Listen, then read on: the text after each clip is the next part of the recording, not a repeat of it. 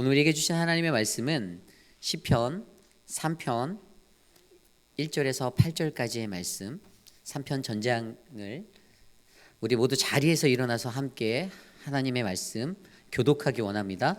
시편 3편 1절에서 8절까지의 말씀, 저와 여러분이 함께 교독하시고 마지막 8절 한 목소리로 합독합니다. 여호와여, 나의 대적이 어찌 그리 많은지요. 일어나 나를 치는 자가 많으니이다. 많은 사람이 나를 대적하여 말하기를 그는 하나님께 구원을 받지 못한다 하나이다.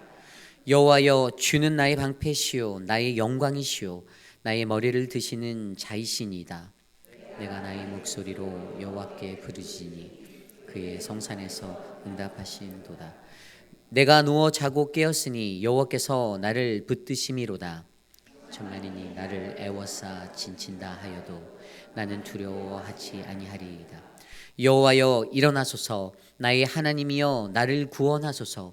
주께서 나의 모든 원수의 뺨을 치시며 악인의 이를 꺾으셨나이다. 구원은 여호와께 있사오니 주의 복을 주의 백성에게 내리소서. 아멘. 거룩하신 하나님의 말씀입니다. 모두 자리에 앉으시겠습니다.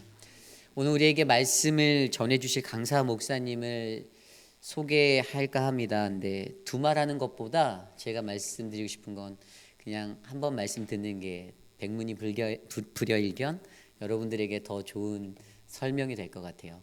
하나님을 또 많이 사랑하고 또 하나님의 복음을 위해서 멀리 캘리포니아에서 오신 우리 권혁빈 목사님을 이 자리로 모실 때 우리 큰 환영의 박수로 함께 맞이하겠습니다.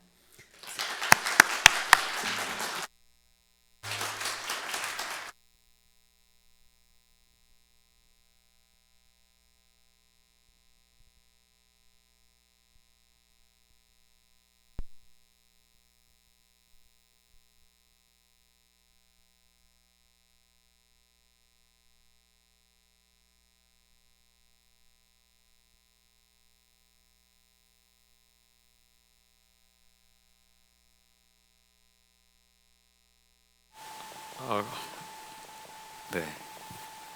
근데 긴장도 할 수밖에 없었던 게요. 아까 보는데 창립 44주년 성회, 저는 그 단어 자체가 부담이 되더라고요. 근데 목사님이 저한테 여러모로 부담을 많이 주셨습니다. 이번에 뭐 임직식도 있고 또 교회로서는 뭐 6년인가 7년 만에 하는 부흥회라고 하시고 또 본인 취임하신 지 처음 성회이기 때문에 뭐 이런 모든 얘기들이 저한테 너무 부담이 돼가지고요, 긴장이 됩니다. 근데 은혜를 여러분이 좀 덜 받으시더라도요, 목사님한테는 많이 받았다고 해주세요. 또 목사님 목회에 제가 방해가 안 됐으면 좋겠습니다. 오늘 이 첫날 이 시간에는요, 믿음의 길에 대해서 나누도록 하겠습니다. 믿음과 소망과 사랑이 항상 함께 있는 거죠. 그래서 여러분이 이 세 가지 중에 하나도 놓치지 않게 되기를 바랍니다.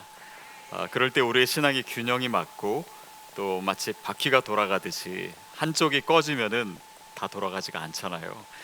그래서 신앙에 있어서 균형이 참 중요한 것 같습니다.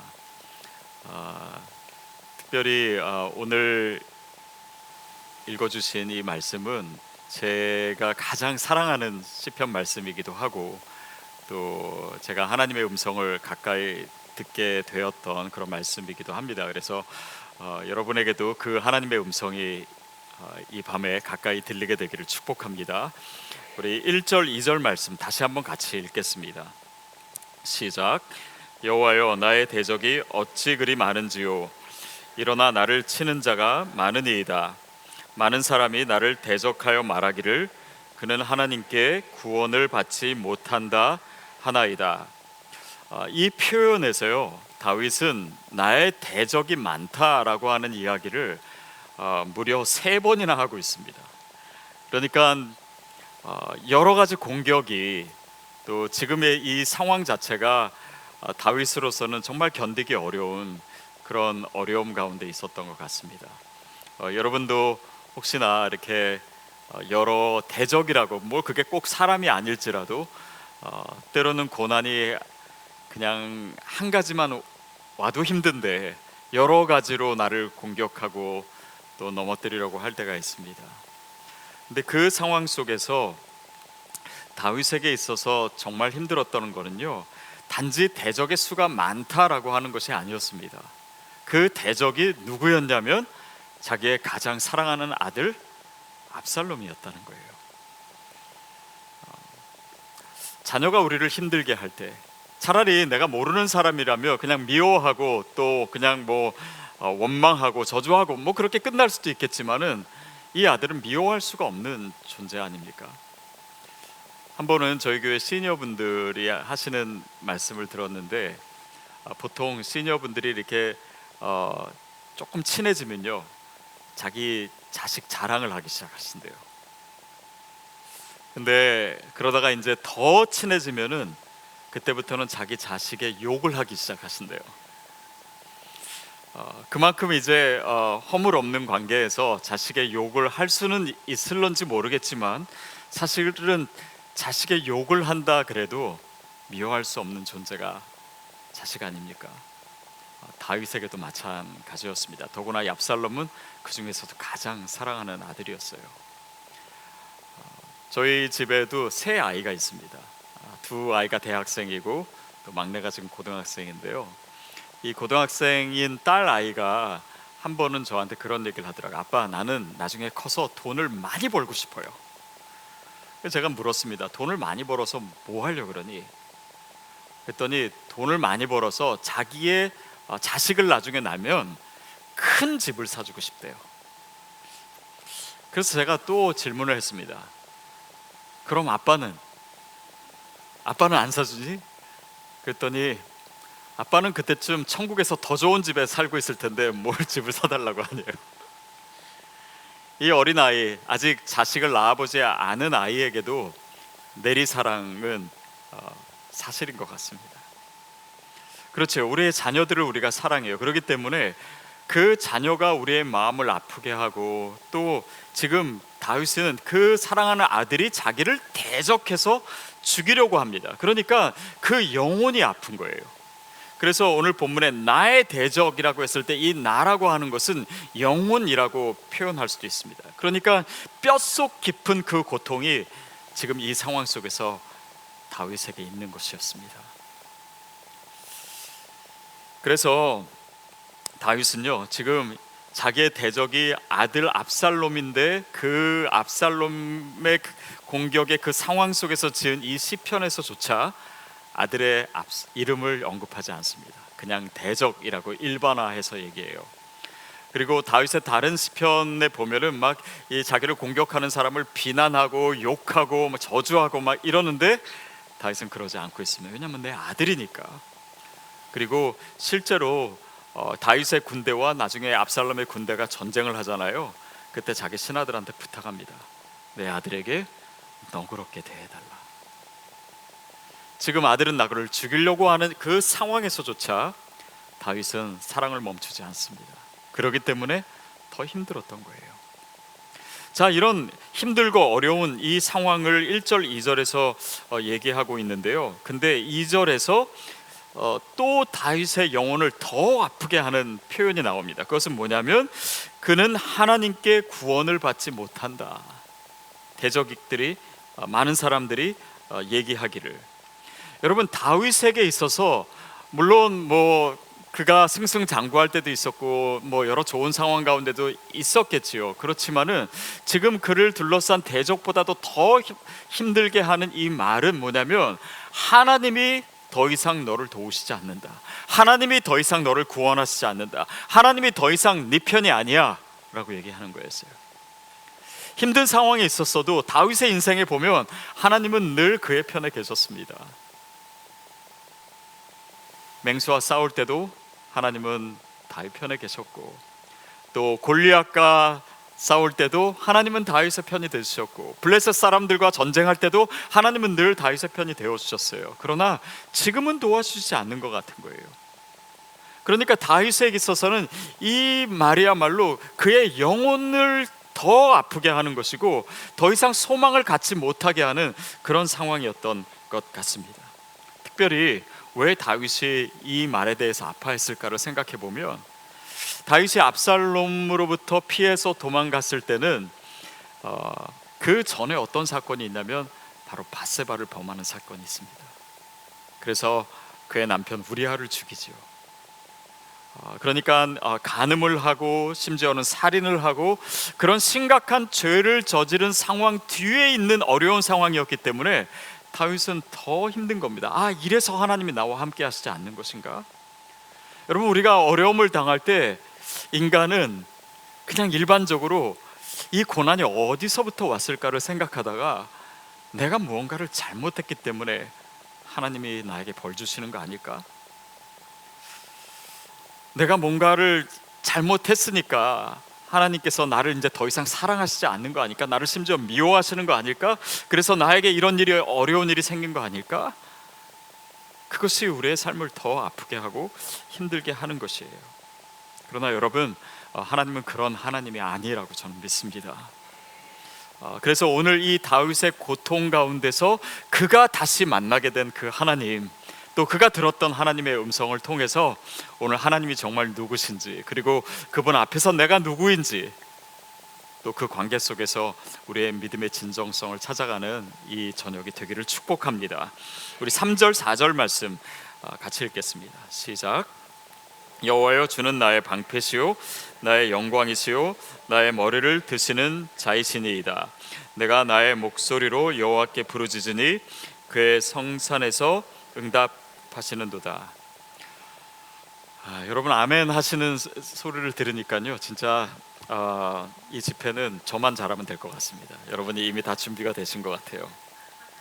자, 다윗이 1절 2절에서 정말 힘들고 어려움을 호소하고 토로했습니다. 그런데 3절부터요, 그 분위기가 완전히 바뀝니다. 오히려 다윗이 굉장히 당당하게 나오고 여호와여, 주는 나의 방패이시요 나의 영광이시요 나의 머리를 드시는 자이시니이다, 뭐 이렇게 고백하고, 또 내가 여호와께 부르짖으니 주께서 성산에서 응답하시는도다. 뭔가 분위기가 확실히 바뀌었죠. 그래서 저는 다시 한번 읽어봤어요. 이 다윗의 태도를 바꾸게 한 것이 무엇인가? 왜 이렇게 분위기가 반전이 되었을까? 근데 사실 본문 가운데 나타나는 것은 별로 없어요. 근데 한 가지를 굳이 찾아낸다면 2절 끝나고 나서 뭐가 있습니까? 셀라가 있어요. 아까 저는 여러분이 본문을 읽으실 때 셀라를 안 읽으시는 거 보고 와, 역시 수준이 높으시구나 생각했어요. 이것은 어떤 교회 가면 읽습니다. 근데 사실 셀라는 읽는 게 아니에요. 이것의 정확한 의미는 학자들도 논란이 있지만 이것 자체는 쉬는 것입니다. 호흡을 가다듬는 거예요. 근데 단지 호흡을 가다듬는 것이 아니라 이 상황 가운데 하나님을 떠올리는 것입니다. 주님을 묵상하는 거예요. 그 묵상이 3절에서 반영이 됐는데, 그 어떻게 반영이 됐냐면 여호와에 대한, 하나님에 대한 그의 지식을 고백하고 있는 거예요. 주는 나의 방패이시요 나의 영광이시요 나의 머리를 드시는 자이시니이다. 그 슬픔의 끝에서, 통해의 끝자락에서, 그 절대절명의 위기 앞에서 다윗은 하나님을 떠올렸습니다.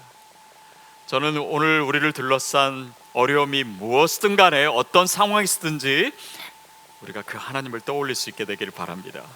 그리고 고백하는 거예요. 그런데 주는 나의 방패이시요, 그 표현을 생각해 봤더니 다윗이 수많은 공격을 당하고 또 양치기를 했을 때 막 맹수들이 덮치고 이런 상황에서 하나님이 나를 항상 지켜주셨지. 그러니까 그 입술로 고백하는 거, 주는 나의 방패이시요. 또 나는 그냥 단지 한낱 목동이었고 이새의 아들들 중에서도 가장 작은 자였는데 하나님이 나로 하여금 이렇게 왕이 되게 하셨잖아요. 그래서 하나님의 영광에 참여하게 하셨습니다. 주님은 나의 무엇이라고요? 영광이시요. 또 지금 밧세바 사건으로 인해서 나는 고개를 숙일 수밖에 없고 죄책감에 사로잡혀 있고 정말 하나님이 지금 내 편이실까 그렇게 의심할 수밖에 없는 그런 고개를 떨군 상황이었는데, 아니지, 하나님은 나의 머리를 드시는 분이시지. 그 하나님을 고백하고 있어요.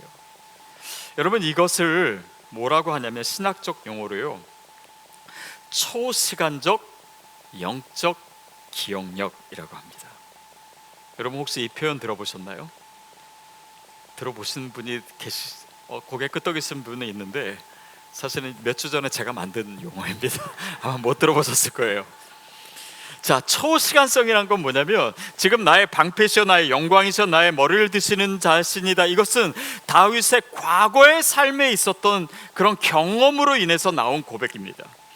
그런데 하나님께서 우리의 삶에 있어서 어떤 분이었고 어떤 분이었고 어떤 분이었음을 우리가 단지 그 과거에서만 고백하는 것이 아니라 그 하나님을 오늘 내 삶의 자리로 모시고 와서 오늘 내 상황을 향해서 고백하는 것입니다. 상황은 어렵고 나를 둘러싸고 있는 어려움이 있지만 주님은 나의 방패이시다, 나의 영광이시다. 내가 고개를 떨굴 수밖에 없는 이 상황 가운데 있지만 주님은 나의 머리를 드시는 분이시다 고백하는 거예요. 그리고 내 미래를 향해서도 그것을 선포하는 것입니다. 그래서 초시간성이에요. 영적 기억력. 그래서 이스라엘 백성에게 시편도 그렇고요, 또 뭐 예언서도 그렇고 또 신약에 가도 그렇습니다. 과거에 우리를 도우셨던 하나님을 계속해서 기억하라고 성경은 요구해요.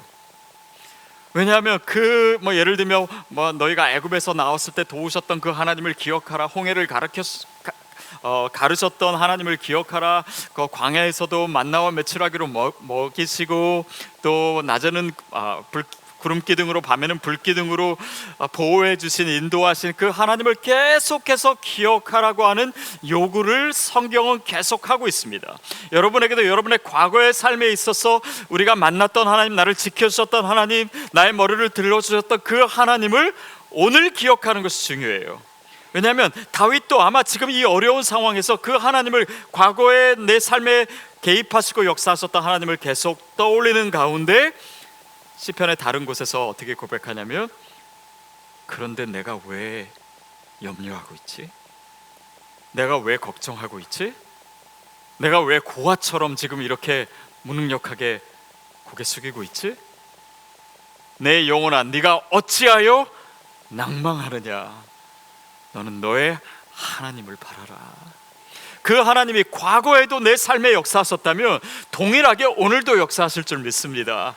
그리고 우리의 미래에도 동일하신 하나님께서 신실하게 역사하실 거예요. 그 하나님을 이 셀라를 통해서 그가 떠올렸다는 것입니다. 여러분, 그 하나님은요, 범죄한 아담에게 가죽옷을 입혀주신 하나님입니다. 또 살인했던 가인에게 생명의 표를 주셨던 하나님이세요. 살인을 하고 도망갔던 모세에게 새로운 사명을 주신 분이 바로 하나님이십니다. 죄인이요 괴수였던 사울에게 하나님의 비전을 주시고 이방인을 위한 선교사로, 인류 역사상 가장 위대한 선교사로 만들어 주셨던 그분이 바로 하나님이세요. 여러분, 그 하나님이 바로 오늘 우리가 찬양하고 또 고백하고 있는 하나님이신 줄 믿습니다.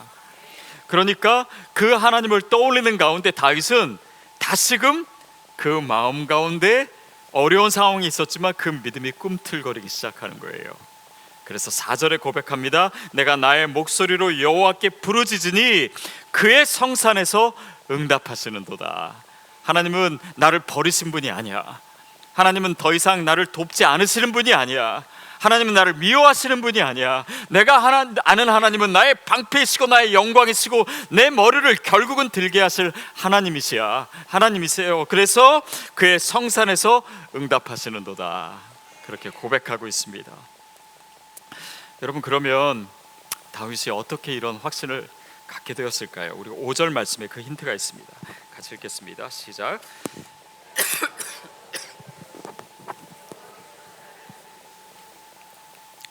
하나님이 나의 기도를 들으시고 나를 도우시고 나를 버리지 않으셨다라고 하는 증거를 이제 갖고 나오는데요, 그 증거치고는 굉장히 평범한 것을 가지고 나옵니다. 뭔가 대단한 것을 가지고 나오는 것이 아니고요.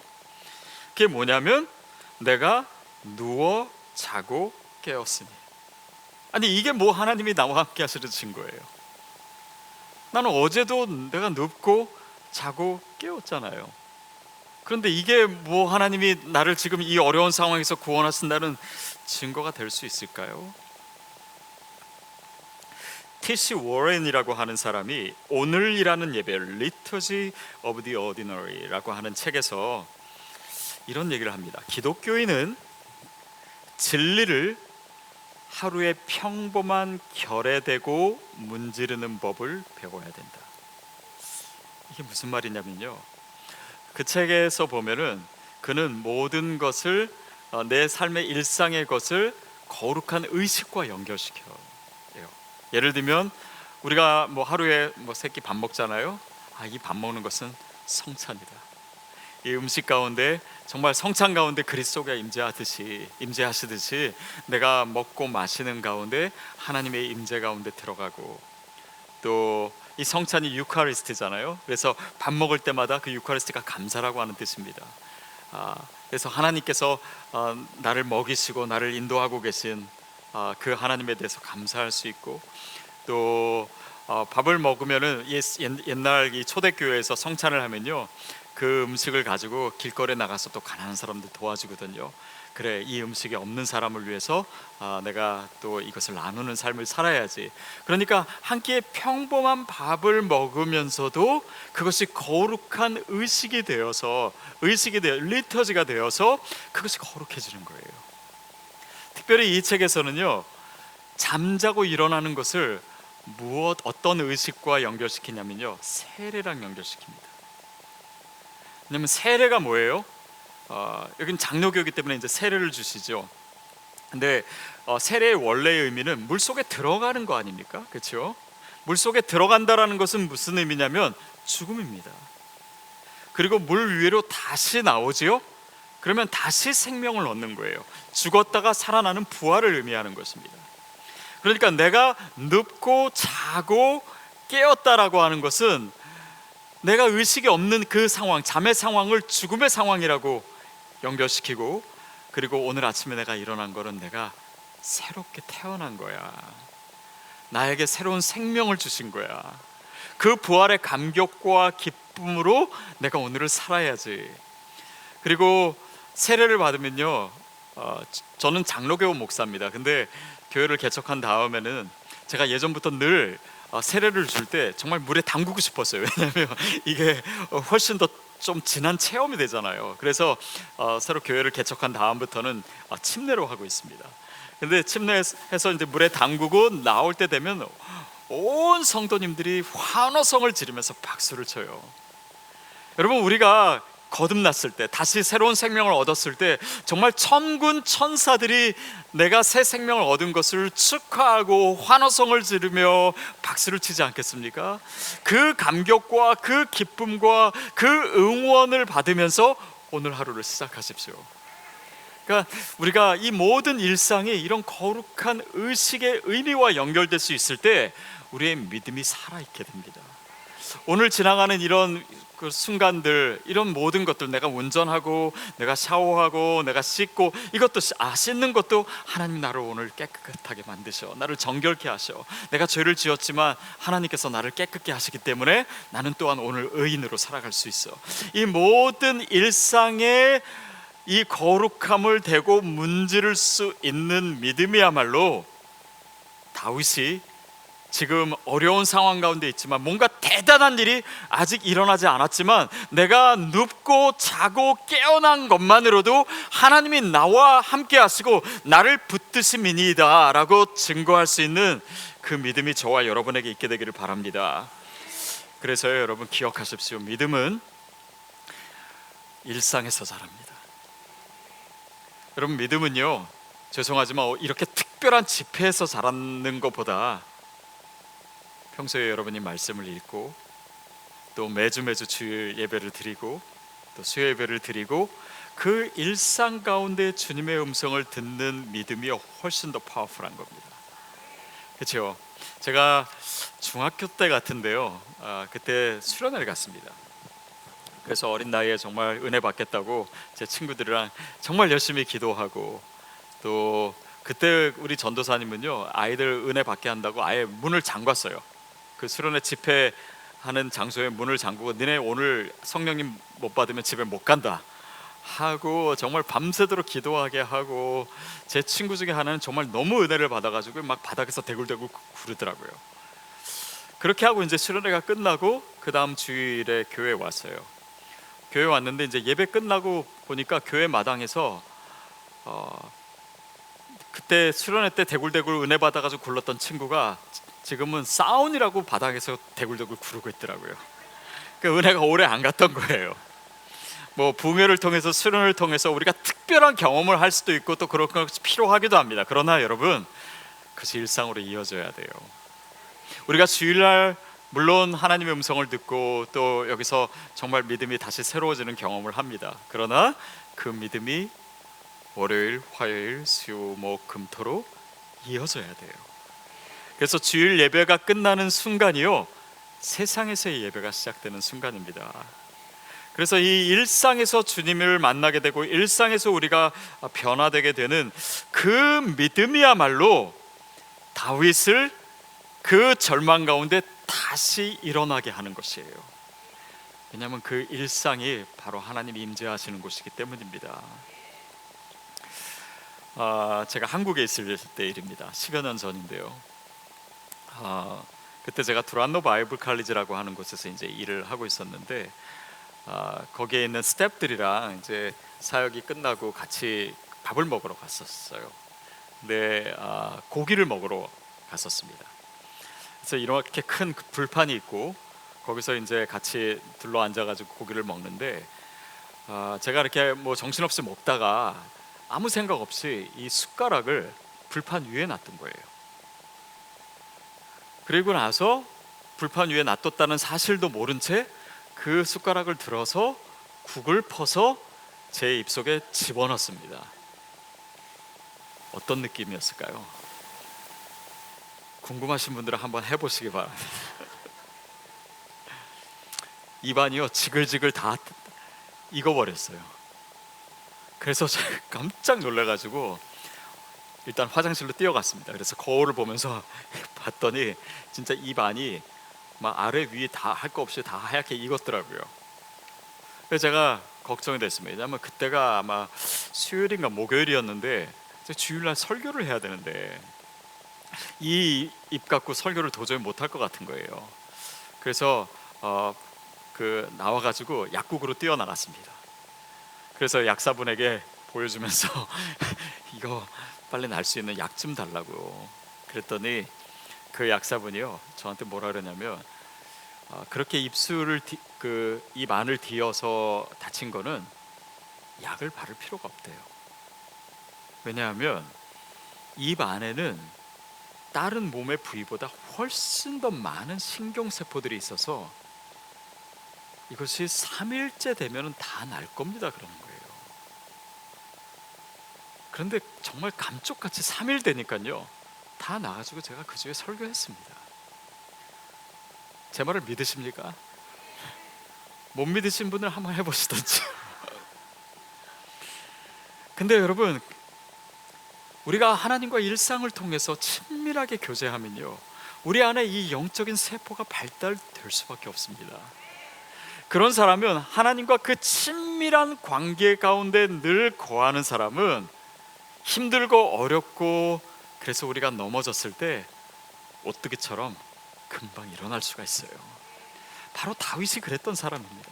다윗이 하나님의 마음에 합하였던 사람이라는 것은 그가 특별히 뭘 잘해서가 아니라 그는 늘 찬양하는 사람이었고 하나님의 말씀을 묵상하는 사람이었고 하나님과 친한 사람이었어요.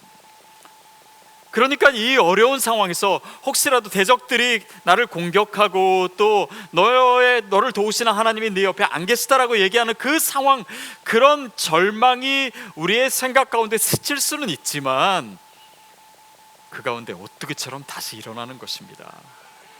여러분, 혹시 우리가 믿음 생활을 하다가 지금 넘어져 있는 분 있습니까? 오늘 그 말씀이 우리를 다윗과 같이 일어나게 하기를 주님의 이름으로 축복합니다. 그러니까 하나님과 얼마큼 친한가, 이거예요. 이게 바로 믿음입니다.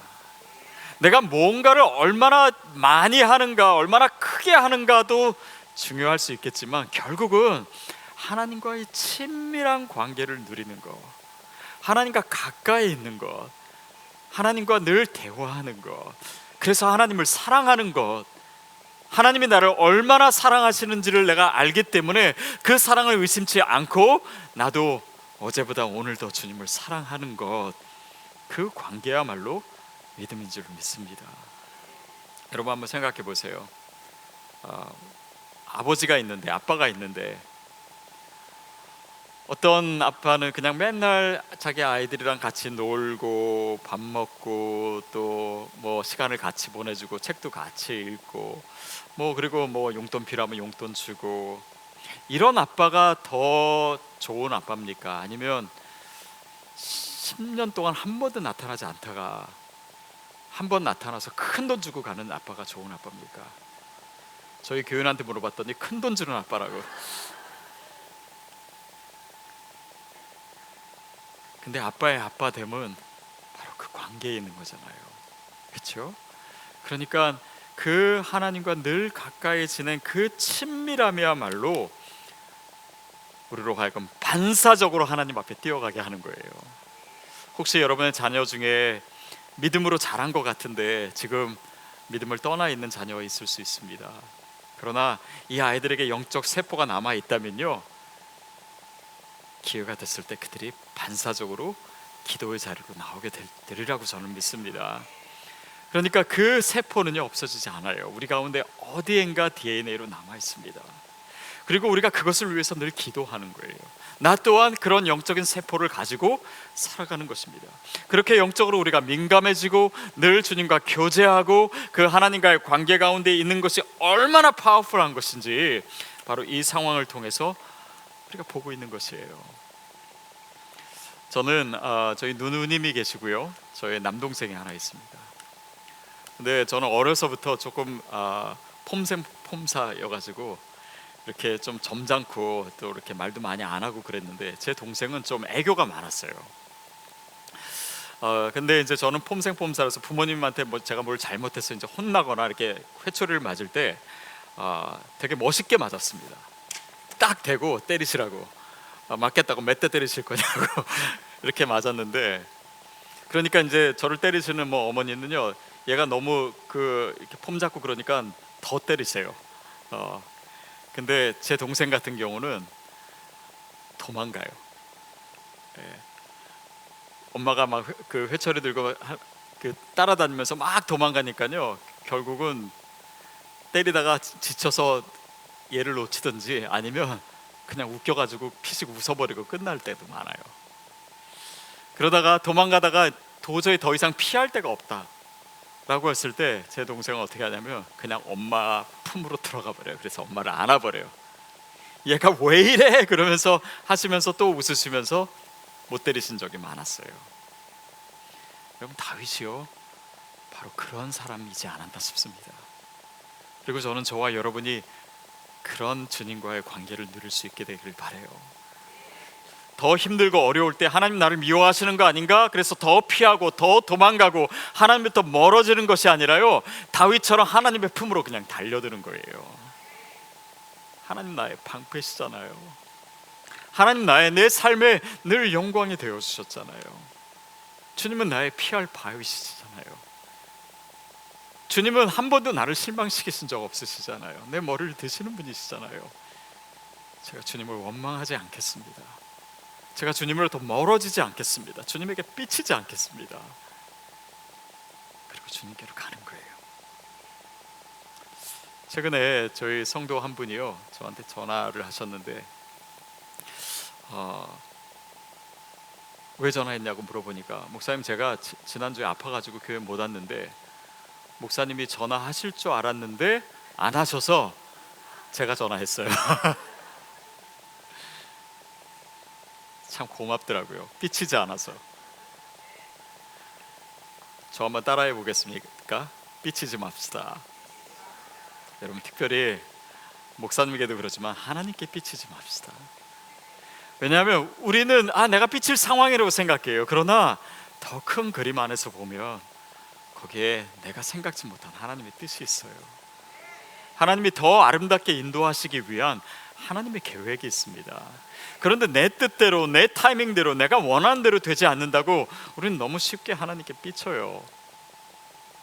여러분 그때일수록 주님 품으로 더 가까이 들어가실 수 있게 되기를 바랍니다. 그것이 다윗의 믿음이었고 그를 회복하게 한 비결이었습니다. 우리 6절 말씀, 6절 7절 말씀 읽겠습니다. 시작. 천만인이 나를 애워싸 진친다 하여도 나는 두려워하지 아니하리이다. 여호와여 일어나소서, 나의 하나님이여 나를 구원하소서. 주께서 나의 모든 원수의 뺨을 치시며 악인의 일을 꺾으셨나이다. 이게 한 절씩 한 절씩 내려갈수록요 분위기가 더 고조되면서 다윗이 더 담대해지는 것 같습니다. 그렇죠?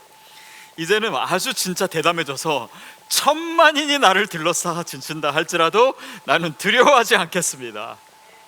여러분 대적이 많다라고 하는 것이요 이제 4번째 나옵니다. 그렇죠? 그러나 앞에 3번과 완전 분위기가 다르죠. 앞에는 두려워서 대적이 많습니다 이렇게 얘기했다면 지금은 정말 하나님의 견고한 성 안에서 적의 숫자를 비웃듯이 천만인이 나를 둘러싸 진칠지라도 나는 두렵지 않습니다. 그렇게 담대하게 고백하고 7절 가면 더해요. 여호와여 일어나소서. 되게 뻔뻔해져요. 여호와여 일어나소서. 하나님은 나를 막 하나님께 명령하듯이 하나님 나를 구원하소서. 주께서 나의 모든 원수의 뺨을 치시며 악인의 일을 꺾으셨나이다. 아직 상황이 종료되지 않고 전쟁이 끝나지도 않았는데 악인의 일을 꺾으셨나이다. 과거형으로. 이건 뭡니까? 확신에 대한 표현이에요. 이미 이루어진 것처럼 얘기하는 거예요. 바로 하나님은 다윗에게 이 믿음을 원하셨던 것입니다. 다윗의 이 어려운 상황 가운데 하나님께서 그가 잘 되고 또 뭔가 전쟁에서 이기고 그때 가졌던 믿음도 귀하지만 힘들고 어렵고 적에게 쫓기고 하나님이 나를 더 이상 돕지 않으신다라고 생각되는 그 상황에서 다윗이 가지게 된 이 믿음을 하나님 원하셨던 거예요. 바로 이 모든 상황이 그 다윗의 믿음을 그렇게 세워주는 요인들로 작용하고 있었던 것입니다. 저는 1996년에 제가 처음에 영국으로 갔습니다. 그때 이제 공부하기 위해서 갔고 그 해인가 그 다음 해인가 한국이 IMF 위기를 겪게 됐어요. 그래서 환율이 2배가 아니라 한 2배 반. 그때 아마 96년, 97년일 것 같습니다. 그 IMF 때 아마 미국에 계셨던 분들은 달러도 그때 2,000원 이상으로 올라갔던 것 같아요. 그래서 일단 학비 내기도 어려워졌고 또 재정적으로 굉장히 위기였던 그런 상황을 제가 유학을 시작하자마자 겪었습니다. 그래서 하루는요 등록금을 내야 되는데 제가 이거 다 낼 수가 없어가지고 이제 장학금에 어플라이를 했어요. 그리고 이제 그것을 기다렸습니다. 근데 그 당시 이제 맨날 그 환율이 너무 오르고 또 저희 아버지 사업도 어려워지고 등록금은 내야 되고 또 결혼한 지 얼마 안 됐고 저희 아이도 태어났고 애 기저귀도 사야 되고 그러니까 늘 이제 재정적으로 걱정이 있는 거예요.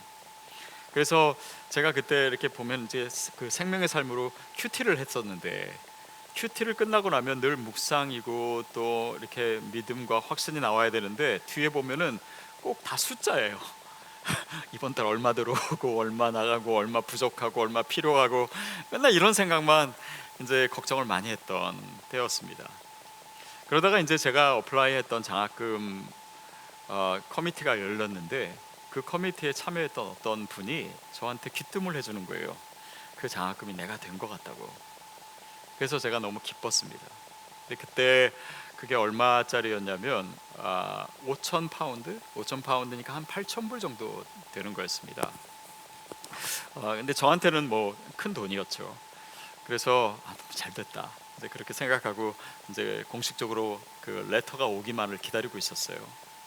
근데 커미티가 끝나고 한참이 지났는데도 편지가 안 오는 거예요. 그래서 왜 안 오지 왜 안 오지 그러다가 나중에는 뭐 한두 달 막 지나니까 그 사람이 잘못 알았나 보다, 아니면 상황이 바뀌었나 보다, 다른 사람한테 그 장학금이 갔나 보다, 이렇게 이제 푸념을 하고 체념을 하고 또 이제 맨날 숫자 적으면서 큐티를 하고 있던 어느 날이었습니다. 근데 그날 큐티 본문이 뭐였냐면은 마태복음 11장 말씀이었어요. 수고하고 28절, 수고하고 무거운 짐진 자들아 다 내게로 오라, 내가 너를 쉬게 하리라. 그래서 저는 그 당시에 맨날 이거 이제 등록금도 못 내고 다시 한국으로 돌아갈까, 언제 돌아갈까 막 그런 생각만 하고 있었는데, 그때 제가 큐티 노트에 그렇게 적었어요. 하나님, 저에게 무슨 짐을 덜어주시겠습니까? 그러니까 약간 좀 약간은 냉소적으로, 또 그러나 하나님께서 뭔가를 내 삶에 하시지 않을까라고 하는 또 그런 기대도 가지고 그렇게 노트를 적었던 기억이 있습니다. 그리고 나서 또 숫자로 계산하다가 이제 머리 아프니까 도서관에서 잠깐 나와가지고요, 잠깐 걸어 다녔어요. 학교 캠퍼스를 다니면서 제 메일박스에 갔습니다. 그러니까 습관처럼 하루에도 뭐 한두 번씩 갔거든요. 그래서 메일박스에 가서 열어봤는데 학교에서 편지가 하나 와 있는 거예요. 근데 그 편지를 읽고 제가 깜짝 놀랐습니다. 제가 그때 얼마짜리 그 장학금을 어플라이 했냐고 했죠? 5,000파운드, 그게 한 8,000불 된다 그랬죠. 근데 레터가 왔는데 15,000파운드를 2년 동안 주겠다고 하는 편지가 왔어요. 제가 깜짝 놀랐습니다. 왜냐하면 이 스칼러십 자체도 제가 어플라이한 스칼러십이 아니에요. 이제 제가 나중에 얘기를 들었는데 그 커미티에서 이 학생에게 저한테 장학금을 주라고 결정한 거는 사실이었더라고요. 근데 그때 그 이후엔가 그 커미티에 참여했던 저희 교수님이 이 학생은 한국 학생인데 5,000파운드 받아도 등록금 다 못 낸다, 그 얘기를 해줬다는 거예요. 그래서 저한테 얘기 없이 제 어플리케이션 폼을 저희 학교에서, 저희 과에서 가장 큰 장학금 커미티에 옮겨놨던 거예요. 그리고 그 커미티에서는 이 학생들 중에, 어플라이 학생들 중에 제가 제일 공부를 잘하지는 않지만 제일 불쌍하다라고 하는 이유로 저한테 그 장학금을 주게 된 것입니다. 근데 제가 그때 깨닫게 된 것이 있어요. 제가 장학금 많이 받았다고 지금 뭐 20년도 지난 지금 여러분에게 자랑하고 싶어서 말씀드린 게 아니고요. 제가 그때 묵상했던 중에 뭐가 있었냐면, 늘 저는 하나님, 저의 이 부족한 학비를 채워주세요. 처음에는 그렇게 기도했습니다. 그러다 나중에는 제 마음이 어느 쪽으로 흘렀냐면, 아니, 하나님의 뜻이면 이 상황이 어렵고 재정이 어려워도 하나님께서 채워주실 것이고, 하나님의 뜻이 아니면, 공부를 마치는 것이 하나님의 뜻이 아니면 내가 아무리 아등바등 거려도 하나님이 안 하실 일인데 내가 왜 이렇게 걱정하고 있지? 그리고 하나님의 뜻에 내 삶을 맡기는 것. 다시 말하면 뭐 제가 공부를 뭐 마쳐야지만 하나님의 나라를 위해서 제가 잘할 수 있고, 또 마치지 않으면 그런 게 아니잖아요. 하나님이 저에게 원하셨던 것은 그 상황 속에서 제가 주님을 신뢰하는가, 주님을 믿는가, 그것을 원하셨던 것입니다. 그것이 그 상황의 출제의 의도였던 거예요. 근데 우리는 많은 경우에 하나님의 뜻이고 하나님을 신뢰하고 그런 것보다는 일단 내 필요를 채우는 것, 이것이 전부라고 생각해요. 아닙니다. 우리가 정말 하나님이랑 친하다면, 하나님의 음성을 늘 듣는 자라면, 하나님의 마음을 우리가 알고 느끼는 자라면 하나님의 의도가 무엇인지, 하나님의 뜻이 무엇인지를 우리가 구하게 되고, 그것에 대해서 우리의 감각이 더 열려 있는 것, 그것이 믿음이잖아요. 그런데 주님과 그렇게 친하지 않기 때문에, 그 영적인 감각이 내 안에 살아있지 않기 때문에 그냥 내 필요만 있고 내 상황만 있고, 하나님이 이 상황을 통해서 정말 나에게 주시고자 하시는 것이 무엇인지, 그 출제 의도가 무엇인지는 우리가 생각하지 않을 때가 너무나 많습니다. 그런데 이것이 하나님의 뜻이면 하나님이 하실 거고, 하나님의 뜻이 아니면 하나님이 안 하실 건데 내가 뭘 그렇게 걱정을 하나. 바로 그 믿음을 하나님이 원하셨던 거예요. 그리고 그것이 되니까 이제는 이 상황이 별 의미가 없어졌기 때문에 하나님께서 그 돈을 저에게 허락하신 것이 아닌가, 저는 그렇게 생각합니다. 다윗에게 원하셨던 것도 바로 그런 믿음입니다.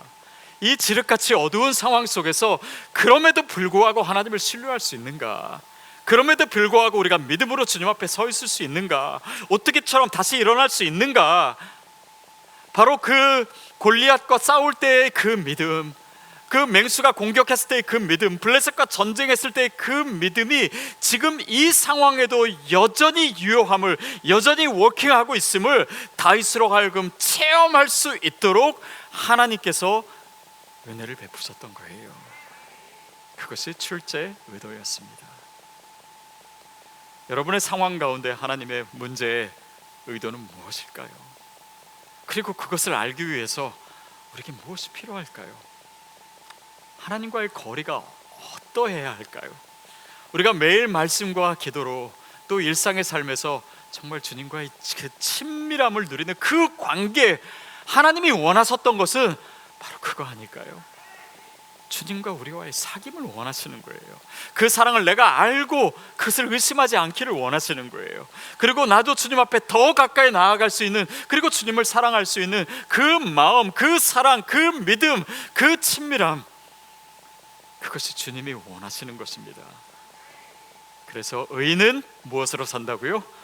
믿음으로 말미암아 사는 것입니다. 그것이 우리에게 가장 중요한 것이기에 바로 그 선물을 하나님께서 주시기를 원하시는 것이죠. 8절 말씀 마지막 절입니다. 같이 읽겠습니다. 시작. 구원은 여호와께 있사오니 주의 복을 주의 백성에게 내리소서. 내용을 보세요. 구원은 여호와께 있사오니 주의 복을 주의 백성에게 내리소서. 사실은 이것은요, 우리의 스토리상, 내용상 사실 필요하지 않은 구절입니다. 그래서 이 학자들은요, 이것은 그냥 은율에 맞춘 거다, 이렇게 얘기를 해요. 그런데 이것을 어느 학자는 이렇게 표현합니다. 이것은 다윗의 여유다. 이제는 더 이상 걱정하지 않는다라는 거예요. 더 이상 대적이 둘러쌌지만 나는 두려워하지 않겠습니다 라고 고백한 이상 다윗의 이 모든 상황은 종료됐다. 그래서 다윗은 그냥 은율에 맞추는 노래를 하고 있을 뿐이다. 그러면서 주의 복을 주의 백성에게 내리소서. 더 이상 다윗은 자기 문제를 가지고 얘기하지 않습니다. 그리고 이 고난 가운데 만났던 하나님, 이 어려운 가운데 내가 다시 갖게 된 이 믿음, 주님을 향한 이 신뢰의 자리로 그의 백성들을 초대하고 있는 거예요. 여러분, 저와 여러분이 정말 힘들고 어려운 상황에서 다시금 주님을 만나게 된 그 기쁨과 그 감격과 내게 다시 이렇게 강화된 이 믿음과, 이것이 단지 나의 것이 아니라 다른 사람을 그 믿음의 자리로 초대하게 되는 것, 그것이 또한 이 모든 상황과 경험의 목적이 되기를 바랍니다. 하나님은 우리의 믿음을 통해서 또 내 주변에 있는 믿음을 갖지 못한 사람, 또 나와 같이 좌절하고 염려하고 또 고난 가운데 절망하고 있는 사람들을 그 믿음의 자리에 다시 초대하기를 원하십니다. 누구를 통해서요? 바로 다윗을 통해서요? 바로 나를 통해서, 여러분을 통해서, 또 이 자리에 함께 하신 분들, 또 온라인으로 함께 하시는 여러분 한 분 한 분을 통해서 그 아름다운 믿음의 역사가 이루어지기를 축복합니다. 그 믿음의 길을 계속해서 가십시오. 포기하지 마십시오. 그리고 담대하게 다윗처럼 그 길을 힘차게 걸어가실 수 있는 우리 모두가 되기를 주님의 이름으로 축복합니다. 기도하겠습니다. 하나님 아버지, 다윗의 삶에 함께 하셨던 또 그를 결국 도우셨던 그 하나님이 오늘 나의 하나님이심을 고백합니다. 또 다윗이 고백했던 그 고백이 오늘 나의 고백이 되기를 간구합니다. 성령님, 이 시간 우리의 마음 가운데 다시금 더 가까이 더 충만하게 임하여 주시옵소서. 그래서 움츠러들었던 우리의 믿음이 다시금 힘을 얻을 수 있도록, 다시 일어설 수 있도록, 주님과의 친밀한 관계를 누리는 가운데 정말 오뚜기처럼 다시 일어나 주님을 찬양하고 그 하나님을 고백하는 다윗처럼 우리 자신과 우리의 삶을 사용하여 주시옵소서. 예수님의 이름으로 기도하옵나이다. 아멘.